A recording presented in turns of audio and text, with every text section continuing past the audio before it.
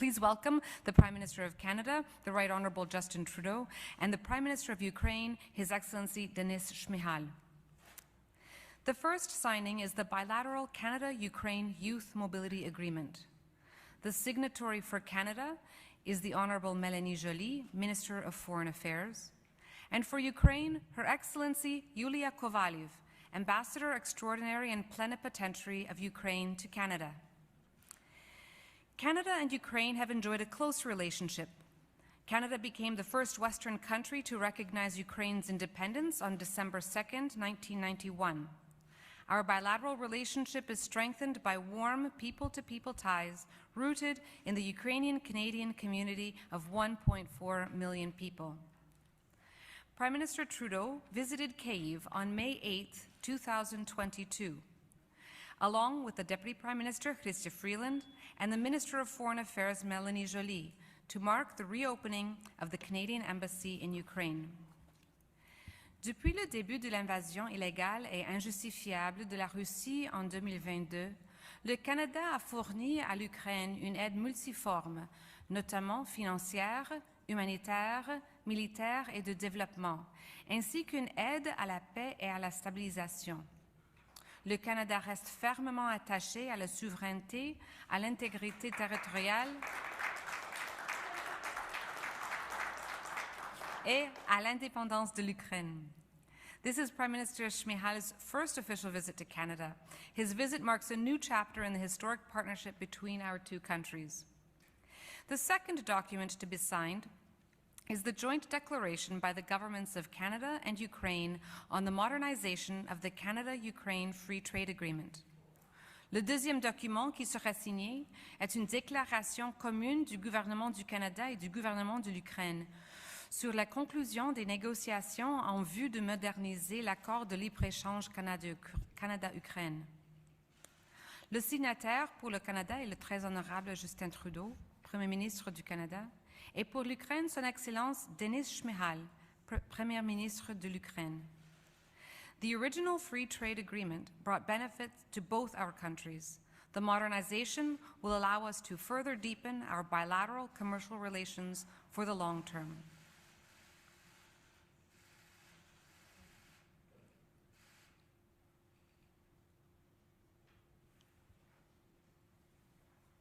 Thank you. This concludes the official signing ceremony.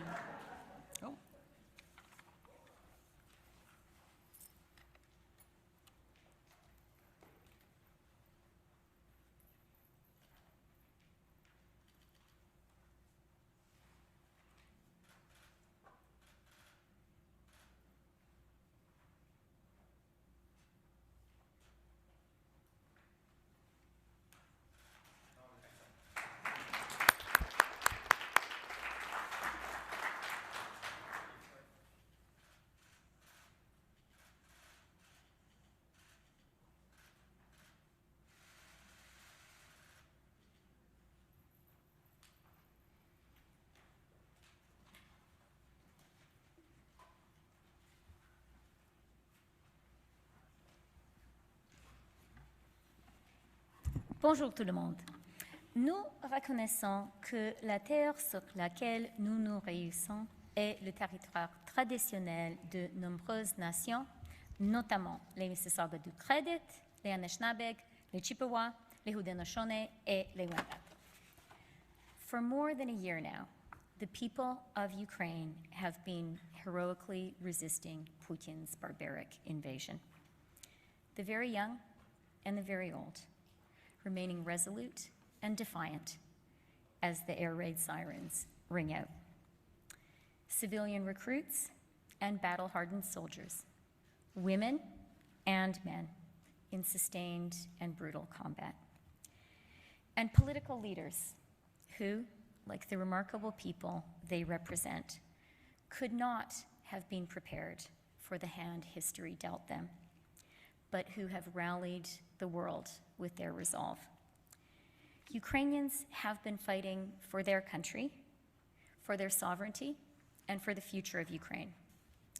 But in Mariupol and in Bakhmut, and in the freezing, muddy trenches all across Ukraine, they have also been fighting our fight the fight for democracy. Et c'est pourquoi le Canada est si résolu à ce que l'Ukraine gagne, que l'Ukraine gagnera. Grâce à l'aide financière par habitant la plus élevée du G7, le Canada s'est engagé à verser plus de 8 milliards de dollars au total en soutien à l'Ukraine, y compris une prête de 2,4 milliards de dollars que nous avons annoncé dans notre budget le mois dernier. Nous avons fourni de l'aide militaire et de l'aide humanitaire, et nous serons là jusqu'à ce que l'Ukraine remporte la victoire. Prime Minister Shmyhal and I speak often. And when we do, I often reflect on the fact that I talk to him in my office in Ottawa or in my home here in Toronto. But while I'm doing that from the comfort and safety of Canada, I know that Denis is in Ukraine, leading a nation at war. Denis was in Ukraine, in Kyiv, on that terrifying night in that now famous video when President Zelensky said, "I am here. We are here. Я тут. Тут, тут, тут." Denis has become a friend, and he has also become an inspiration to me, just as I know all Canadians are inspired by the remarkably brave people of Ukraine. It was an honor for me and my family to host Denis at my home here in Toronto last night and to welcome him to Canada. Тому, Денисе, я хочу тобі щиро і сердечно подякувати за твоє лідерство, за твою хоробрість і за твою дружбу. Я глибоко тобі вдячна. Канада тобі вдячна і демократія тобі вдячна. And so, Denis, I want to thank you very sincerely for your leadership, for your courage, and for your friendship. I am so grateful to you. Canada is grateful to you. And democracy is grateful to you. Now, we have two prime ministers here, and very early in the war, when most in the West thought Kyiv was sure to fall, Prime Minister Trudeau said to me that he believed Ukraine would resist and that resistance would make Ukraine stronger. Our Prime Minister, in those very early days, compared the battle for Kyiv to the Blitz, and he predicted that the Ukrainian people would rally and unite in the face of the challenge, just as the British people did. And our Prime Minister was, of course, right. You did. Our government has been united in our support for Ukraine because we know that this fight, the fight for democracy, is Canada's fight too. That belief and resolve comes directly from our Prime Minister. So I will now, with very great pleasure, turn it over to Prime Minister Trudeau and to a man to whom democracy owes a very great deal, the Prime Minister of Ukraine, Denis Shmyhal. Дякую. Дякую. Thank you so much. Merci, Christia. Je suis très content aujourd'hui de recevoir le Premier ministre de l'Ukraine, Denis Shmyhal, ici à Toronto. I want to recognize the ministers, Minister Joly, Minister Freeland, thank you for your words, Minister Anand, great to see you, as well as a number of our strong MPs with great Ukrainian communities, Julie Zarowitz, Arif Virani, James Maloney, and of course, Ivan Baker. Good to see you, Alexandra, President of the Ukrainian Canadian Congress, Ambassador, and other dear friends. Ce matin, j'ai profité de l'occasion pour réitérer notre soutien pour les Ukrainiens contre l'invasion brutale de la Russie. On va continuer d'être là pour les soutenir aussi longtemps qu'il le faudra. Le Canada va toujours être là pour défendre nos valeurs comme la démocratie et l'ordre international fondé sur les règles. For more than a year now, Canada has been helping Ukrainians defend themselves by sending military assistance, including tanks and armored vehicles, ammunition, weapons, and other equipment. Today, we're announcing we'll be sending even more weapons. Sourced from Colt Canada, we'll be sending 21,000 assault rifles, 38 machine guns, and over 2.4 million rounds of ammunition. This will help the armed forces of Ukraine continue to defend their freedom and fight for Ukraine's territorial integrity. Something Prime Minister Shmyhal and I discussed today was also the financial situation of his country and the efforts to rebuild Ukraine. To support essential services, including pension payments, purchasing fuel, and restoring damaged energy infrastructure, Canada has now disbursed a $2.4 billion loan announced in our budget 2023. On a aussi parlé des efforts de reconstruction et on va continuer d'en parler cet après-midi avec des leaders canadiens du monde des affaires pour voir comment le secteur privé pourra contribuer. Et on a signé une entente sur la mobilité des jeunes de nos deux pays. Donc, quand les forces russes auront quitté l'Ukraine et que la situation sera sécuritaire, nos jeunes auront l'opportunité de visiter et de travailler au Canada et en Ukraine.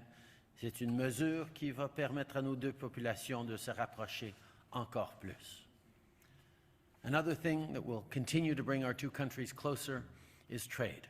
That's why I was so glad to sit down with Dennis and sign a joint declaration on the conclusion of negotiations for the modernization of the Canada-Ukraine Free Trade Agreement. It is a comprehensive and very, very strong agreement that I know will be a model for the kind of strong engagement that Ukraine can and will have, not just with Canada, but around the world as well. And we're privileged to be, once again, an early friend on that. We're both deeply committed to implement it as soon as possible. It'll strengthen our trade ties and help support Ukraine's economic recovery, not just with Canada, but with the world. Canada has a lot to offer, whether it's skilled workers, technological expertise, or natural resources. I know that during Prime Minister Shmyhal's visit, the Saskatoon-based company Cameco signed a major supply contract with Energoatom in Ukraine, building on their partnership agreement. Cameco will provide the necessary uranium to meet Ukraine's nuclear fuel needs until 2035, which will help Ukraine keep the lights on while creating and supporting good middle-class jobs here in Canada. Une autre manière importante de soutenir l'Ukraine, c'est de tenir la Russie responsable de ses actes. Le Canada a maintenant imposé des sanctions sur plus de 2400 individus et entités en Russie, en Ukraine et au Belarus. Et aujourd'hui, on annonce de nouvelles sanctions. To maintain the pressure on the Russian regime, we're announcing new sanctions on 14 Russian individuals and 34 entities, including security targets linked to the Wagner Group. In addition, to further pressure Putin's enablers in Belarus, we're announcing additional sanctions on 9 entities related to the Belarusian financial sector. Denis, thank you again for your visit, my friend. Canada will continue to be steadfast in our support of Ukraine as you defend yourselves heroically against Putin's brutal, barbaric invasion. The courage of Ukrainians is heroic, but as you well know, Denis, you are standing up for more than just the values and the principles that Ukrainians hold dear. You are standing up for the values and principles that underpin all of our freedoms and all of our democracies. And it is an extraordinary pleasure and privilege to be able to stand with you right now, as we have for many years, as we will long into the future. Canadians stand with you and always will. Thank you, everyone. I'm now very happy to pass it over to my friend and Canada's friend, Prime Minister Shmihal.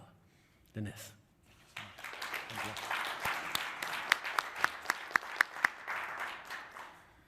Високоповажний пане прем'єр-міністре, дорогий Джастіне, дорогі друзі, колеги, шановна пані віце-прем'єр-міністерка, шановні пані міністерки, шановні парламентарі, пані посли, дорогі друзі і колеги, канадійські народи, українські народи.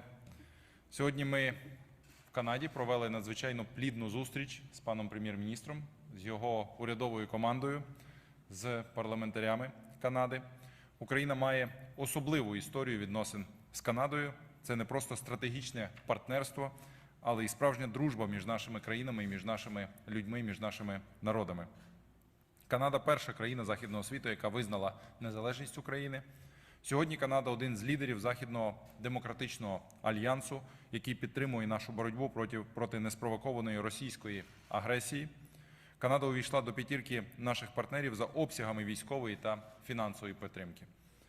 Ми вдячні канадському уряду та народу Канади, який допомагає боронити нам нашу свободу і незалежність, а також демократичні принципи. Під час сьогоднішньої зустрічі з прем'єр-міністром Канади ми мали можливість обговорити широкий спектр питань у відносинах між нашими країнами. По-перше, я радий оголосити і підтримати те, що сьогодні вже сказав прем'єр-міністр. Ми досягли остаточних домовленостей і підписали спільну декларацію про завершення переговорного процесу щодо модернізації угоди про вільну торгівлю між Україною та Канадою. Зокрема, було погоджено 18 глав, 9 з яких були абсолютно новими. Вони стосуються торгівлі послугами, фінансових та телекомунікаційних послуг, інвестицій, торгівлі та гендерної рівності, корінних народів, належної регуляторної політики, розроблення та адміністрування заходів малих та середніх підприємств.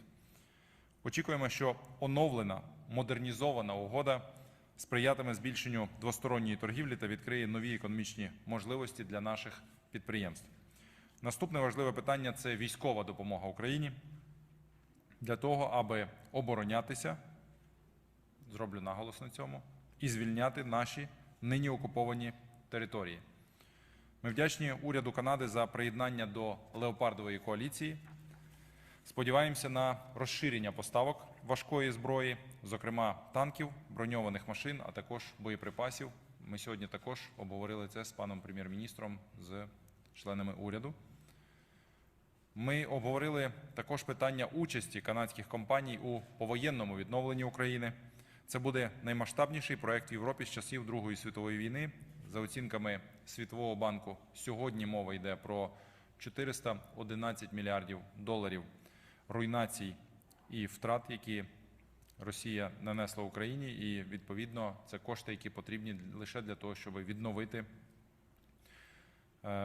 відповідну інфраструктуру в житловому, у транспортному секторах, в енергетиці, в розмінуванні та в сільському господарстві. У цьому зв'язку очікуємо на рішення канадського уряду щодо використання фінансових інструментів для стимулювання діяльності канадських компаній в Україні. Канада є одним з лідерів у запровадженні санкцій проти Росії. Ця послідовна принципова політика буде продовжена. Сподіваюся, що завдяки ухваленим минулого року законам все більше російських активів в Канаді будуть конфісковані та передані для відбудови зруйнованих міст та домівок в Україні. Саме заморожені на Заході активи, суверенні російські кошти та активи російських олігархів мають стати основою для відбудови України. Росія має понести відповідальність і заплатити за зруйноване. Це правильно і, головне, це справедливо. Хочу ще раз подякувати всім канадцям за віддану та непохитну допомогу Україні та українцям. Канадська зброя дозволяє нам захистити власну землю.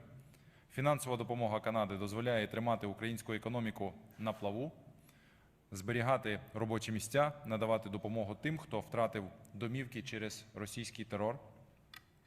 Гуманітарна допомога Канади дозволяє здійснювати розмінування сільськогосподарських земель, зберігати врожай, підтримувати вразливі групи суспільства і розслідувати воєнні злочини. Україна відчуває міцну підтримку і принципову позицію Канади для того, аби зупинити агресора. Ми всі розуміємо ризики для вільного та демократичного світу, коли подібна агресія, яку зараз вчиняє Росія проти України, залишається безкарною. The only thing necessary for the triumph of evil is for good men to do nothing. Єдине, що необхідно для тріумфу зла – це бездіяльність хороших людей. Тому ми вдячні Канаді та всім нашим союзникам за підтримку нашої країни. Ми вдячні за дії. Ми віримо, що канадська підтримка та підтримка наших союзників буде продовжуватись до повної перемоги України. Сьогодні з паном прем'єр-міністром та з усіма нашими канадськими колегами у нас були дуже плідні перемовини. Ми звірили подальші кроки для розбудови проукраїнської коаліції. Ми обговорили необхідні кроки, швидкі кроки для формування необхідних сил в Україні для здійснення чергового етапу контрнаступу для звільнення наших земель. Від себе особисто, від всього українського народу я кажу дякую, Канада. Дякую, пане прем'єр-міністре, дорогий Джастіне, за зусилля ваші особисті, зусилля вашої команди, вашого уряду. Дякую парламенту Канади за одноголосну підтримку численних ініціатив, які посилюють українську боротьбу на усіх фронтах. І, безперечно, вдячний канадському народу за непохитність і підтримку нашої країни. Разом до перемоги. Дякую. Слава Україні і слава Канаді. Героям слава.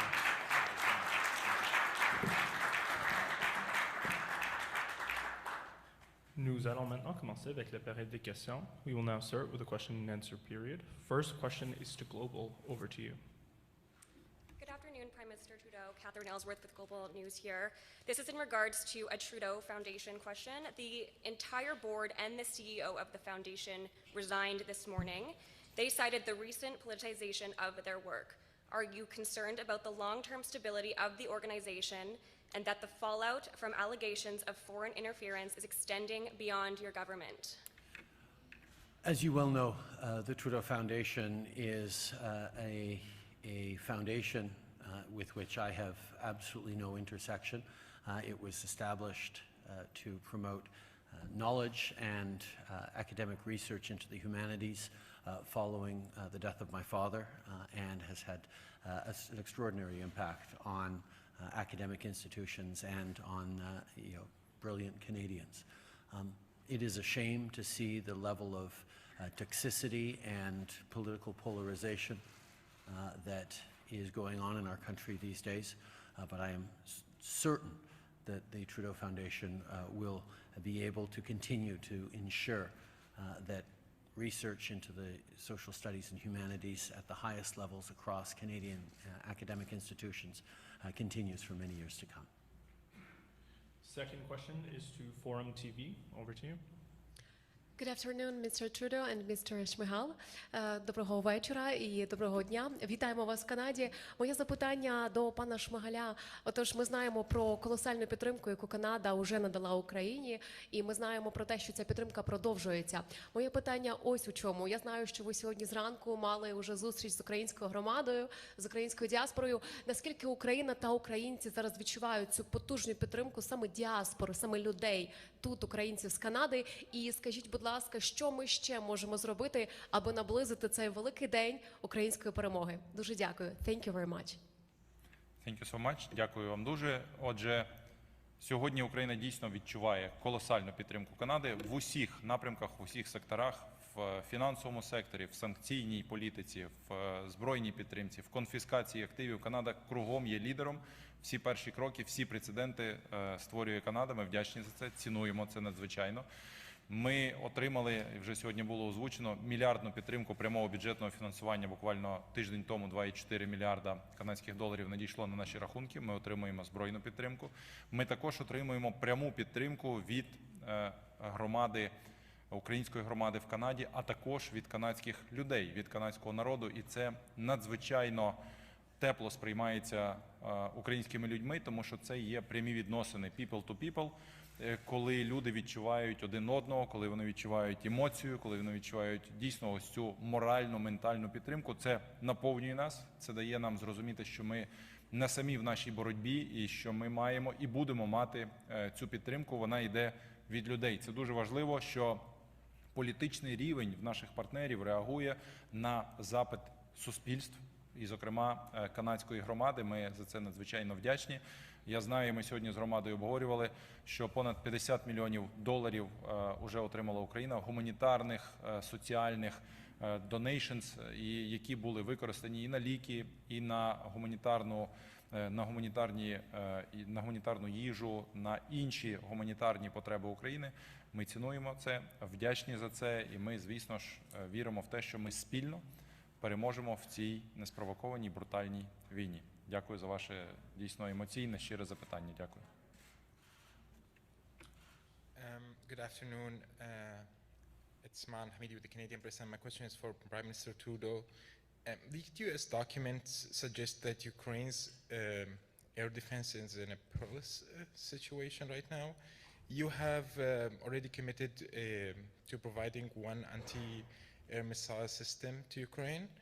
Is there anything else Canada will or can do to improve Ukraine's air defense systems? And do you have any comments on the leaks in general? We will continue to support Ukraine with everything needed for as long as necessary. We stand with Ukraine, and we always will. Canadians have been absolutely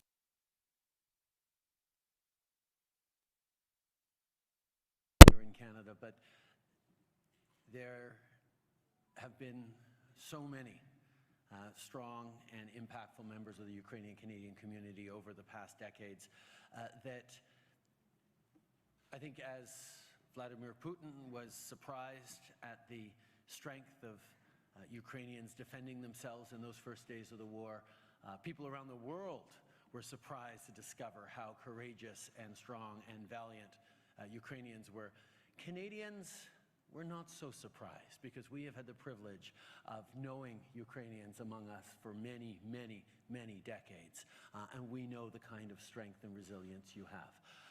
The support we will continue to deliver, military, economic, humanitarian, trade support, commercial support, working with grains, working as friends on building a prosperous future for ourselves and for those who share our values around the world will continue. We will always step up, and I have no doubt in my mind. I have full confidence that Ukraine will prevail. Next question. Hi, Adrian Gobriel, CTV National News. Question for you, Prime Minister Trudeau. I've been speaking with retired Canadian military who are in Ukraine helping train Ukrainian fighters, as well as international retired military.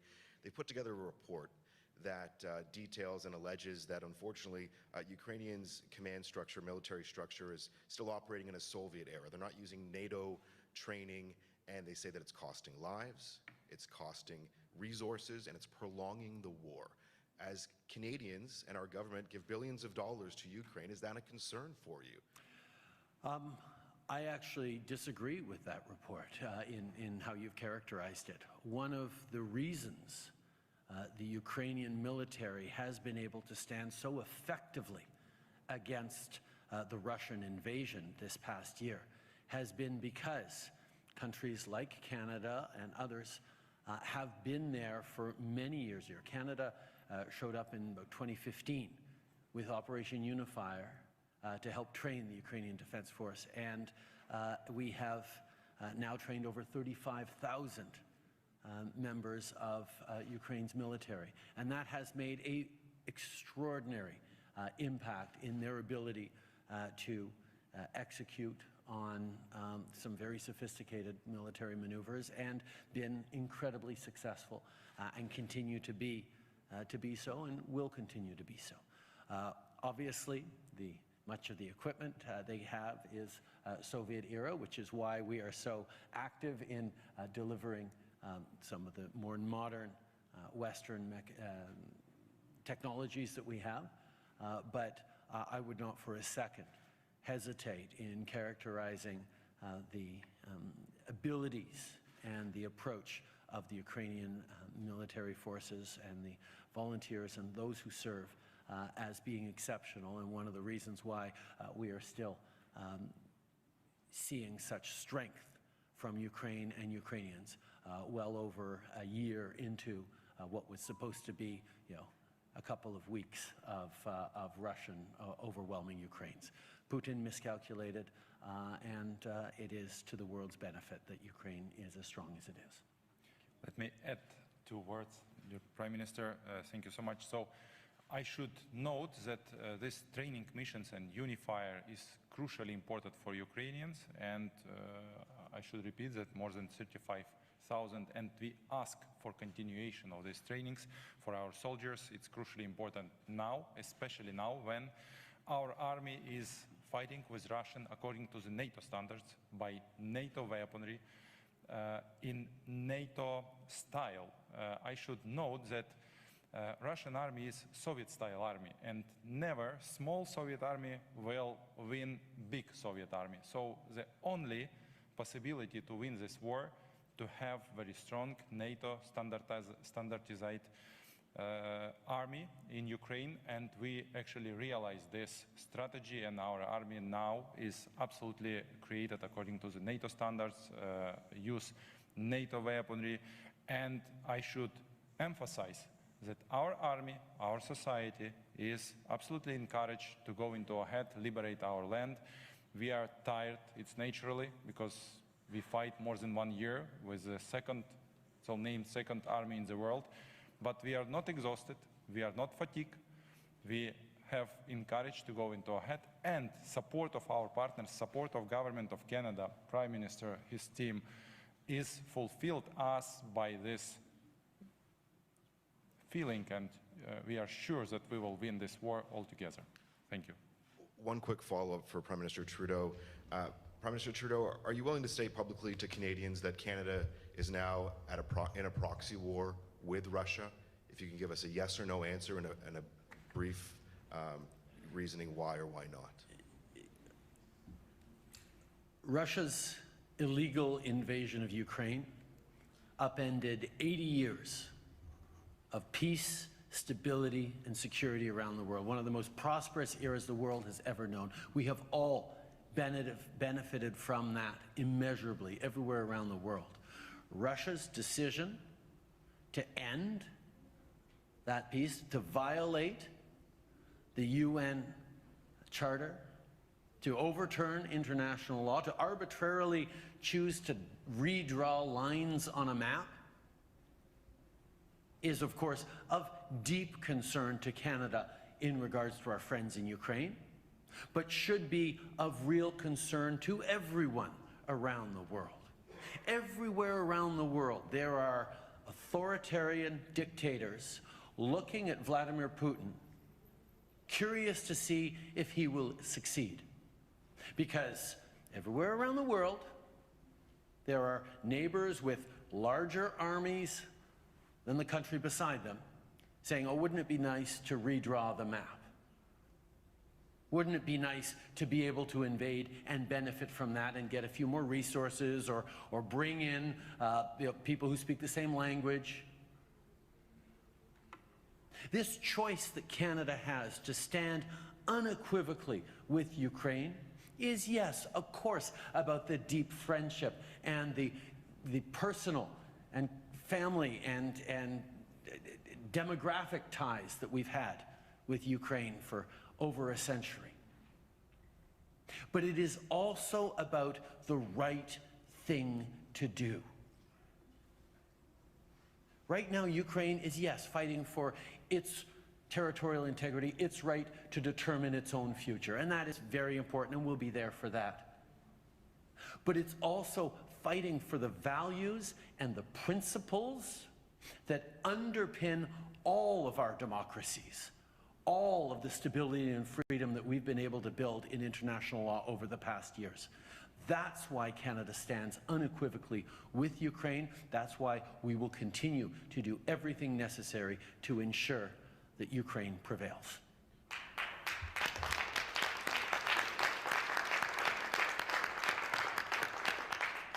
Prochaine question. Yannick Lepage pour Radio-Canada. My first question is for the Ukrainian Prime Minister. What do you most urgently need from Canada in terms of heavy military weaponry, and does your list include fighter jets? Thank you so much for your question. We discuss all urgent needs today with Prime Minister and his team. First of all, we are preparing for our counteroffensive.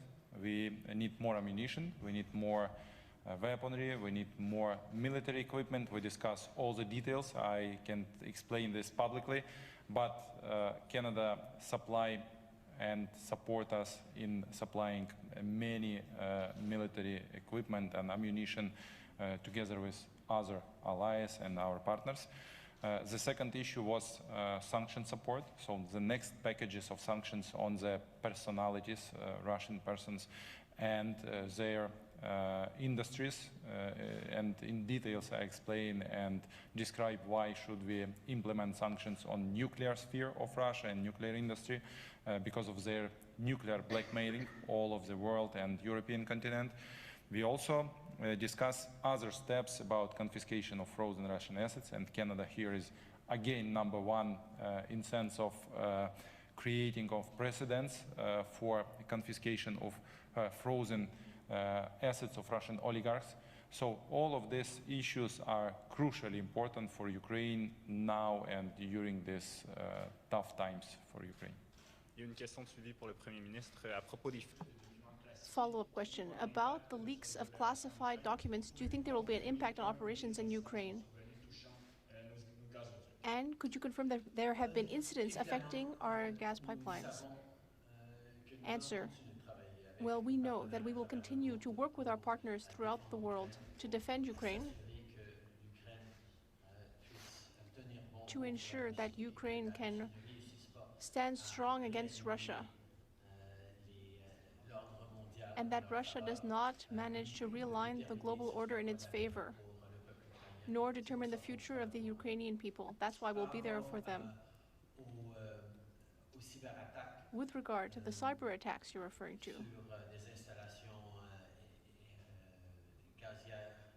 against Canadian gas infrastructure, I can confirm that no physical harm was caused to these pieces of Canadian infrastructure. Confirm in regards to the reports of cyber attacks against Canadian energy infrastructure, I can confirm that there was no physical damage to any Canadian energy infrastructure following cyber attacks. Next question. My name is Yuri Klufas. I'm reporting for Kontakt Ukrainian TV network. It's great to see both countries on the same stage. After all, we have the same great neighbor. Ukraine is experiencing an invasion and a war. Most Canadians may not know it, but we're having a similar invasion in the North Pole, which we'll learn about very soon. Both of you have mentioned democracy, democratic values, and the greatest threat, it seems, war or no war, to the world of democracy is Soviet disinformation and or Russian disinformation and hacking. Soviet because everything continues on in the same way. The question to Prime Minister Shmyhal, what is Ukraine doing in terms of countering this Russian disinformation? And to Prime Minister Trudeau, maybe on a lighter note, your website has been down today. Is that due to Russian hacking? So thank you for your question. I should emphasize that Ukraine for the last 9 years in war with Russia, and it was not only military war in military sense. It was a hybrid war which include all kinds of aggression.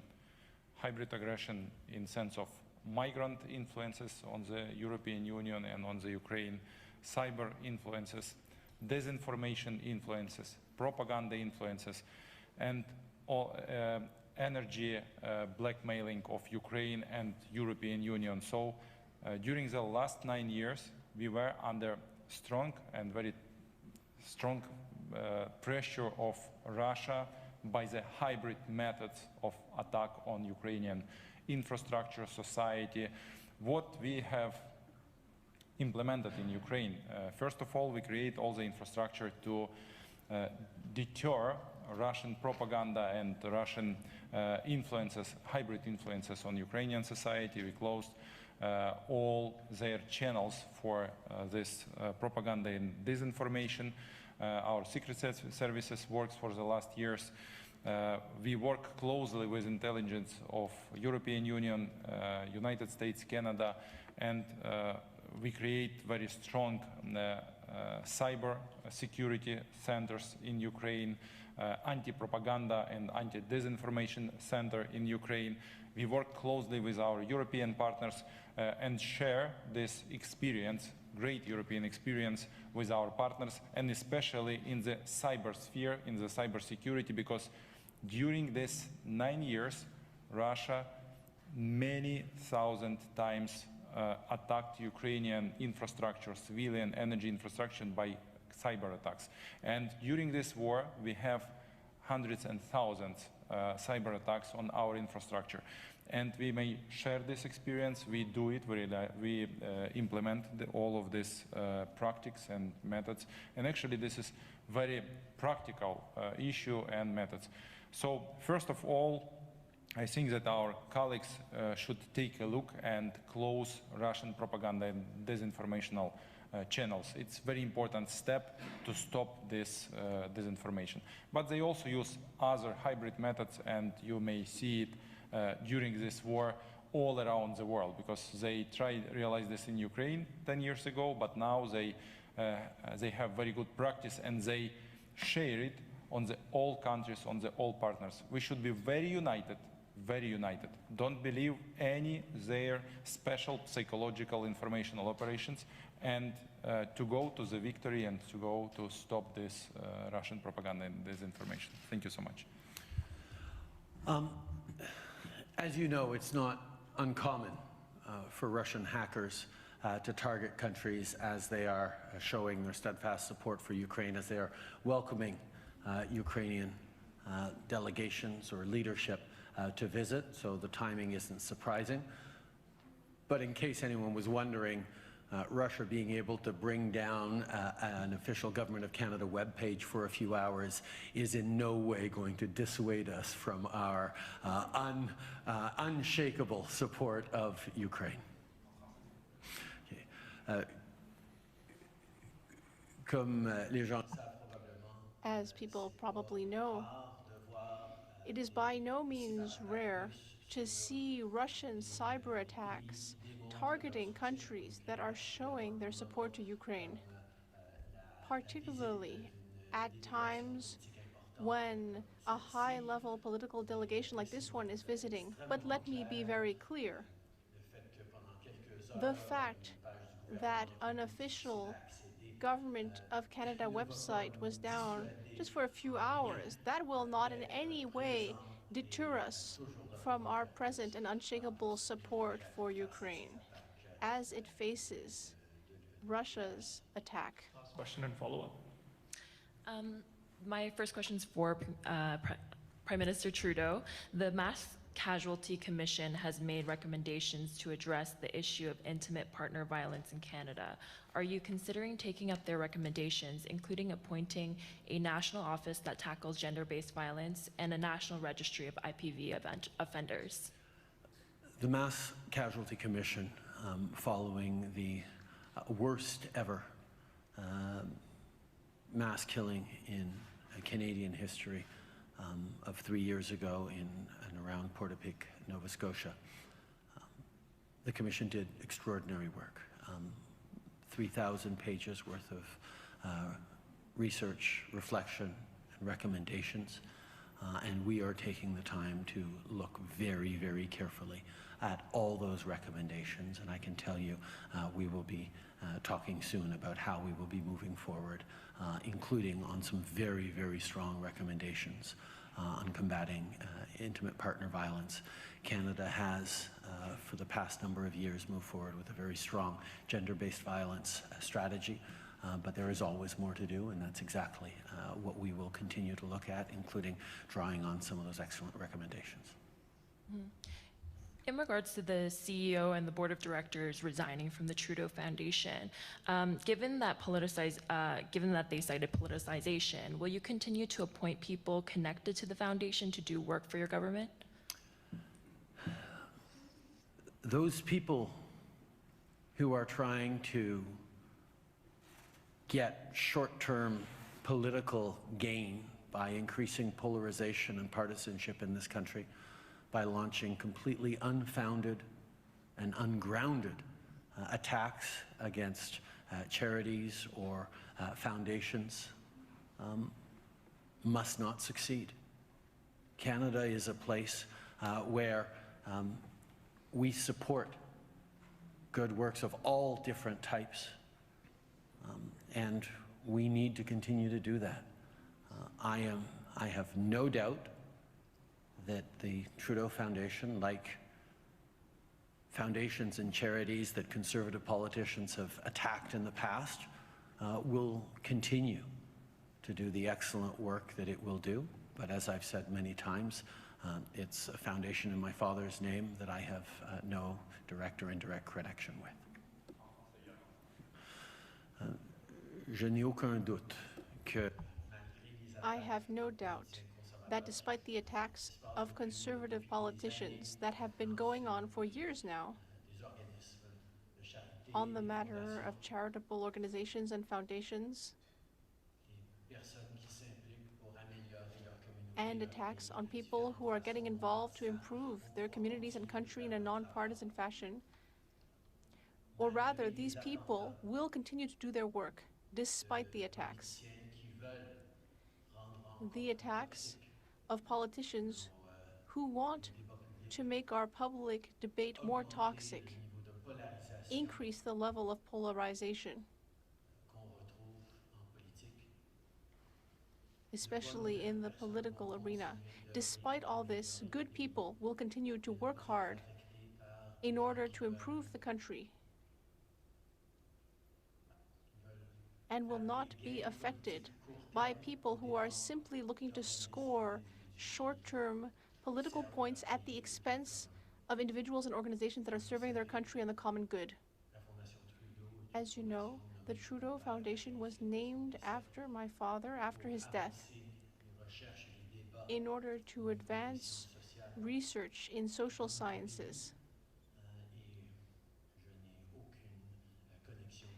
I have no direct or indirect connection with that foundation, but I know that they will continue to do excellent work to advance important debates in this area. All the time you have for today.